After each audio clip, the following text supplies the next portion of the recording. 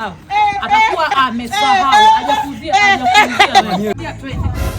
Yaani mimi nachukia sana piano. Hiyo tabia yako, unachukua hela yangu ndani, unaenda kununua simu. Haya, sijui kwa mawasiliano dada. Mawasiliano sasa uliniomba hiyo hela wewe. Humu ndani tumefika. Haya, gonga.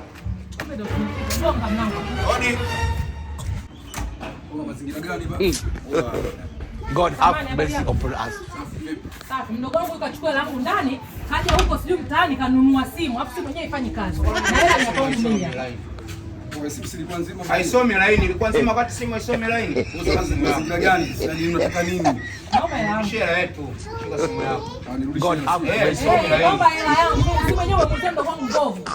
Wewe ushaona kabisa simu hiyo haisomi line. Kwa unataka hela? Tunataka hela yetu.